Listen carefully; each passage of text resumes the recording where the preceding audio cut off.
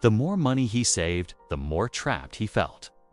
Every dollar was supposed to mean security, but all it gave him was fear. Fear of touching it, fear of losing it, fear that one bad day would erase everything. He called it responsibility. He called it discipline. But what he was really doing was shrinking his life around his savings. Skipping joy, avoiding risk, living like survival was the goal instead of living. And one quiet thought finally broke through the fear. What if money wasn't meant to be hidden like something fragile? What if it was meant to move, to protect life, not pause it? That question changed everything. That was the moment it finally clicked. He built his life around not needing anything. Every choice was careful. Every expense was questioned.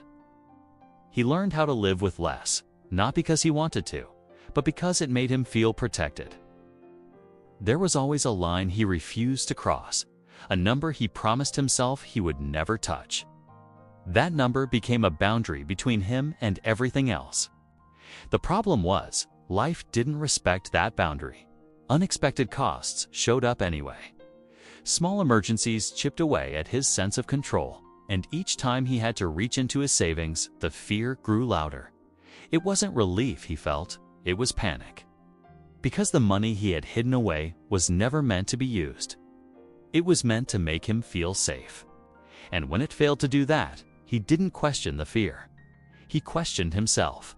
He told himself he needed to save more. Tighten further, cut deeper. But without realizing it, the thing he was protecting himself with was becoming the thing that kept him stuck. And deep down, he knew it couldn't continue like this. The shift didn't come from a plan or a spreadsheet. It came from watching someone else live differently. Someone who didn't seem richer, smarter, or more prepared. Just calmer. When things went wrong, they didn't freeze. They adjusted. They used what they had instead of guarding it. He noticed it in small moments.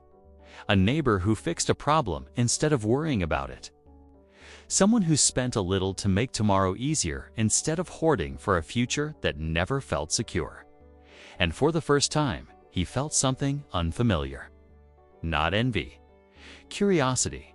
He began to wonder if safety wasn't about how much you saved, but how you responded when life pushed back. That idea unsettled him. It challenged the one rule he had lived by for years. That touching his savings meant failure. That spending meant danger. But the more he watched, the harder it became to ignore the pattern. Money that stayed hidden, stayed silent.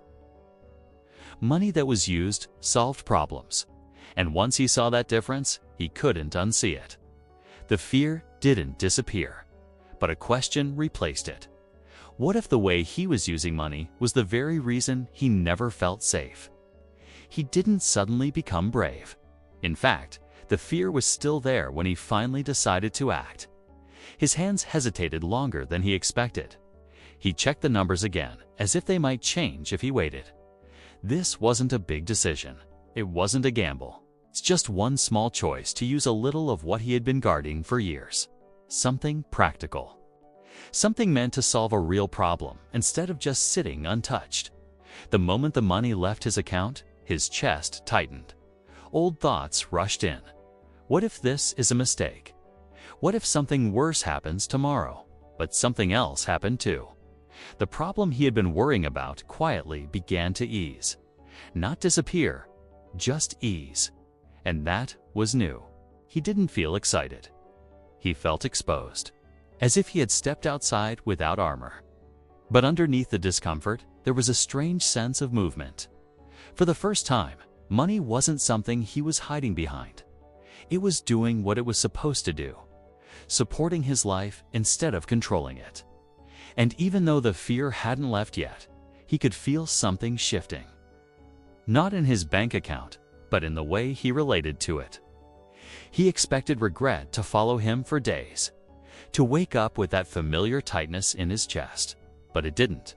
The fear didn't vanish, but it softened. And as days passed, he noticed something else. Small problems that used to feel overwhelming now had answers. Not perfect ones, just workable ones. He stopped treating every dollar like a threat and started seeing it as a tool. When something broke, he didn't panic first. He paused. He thought.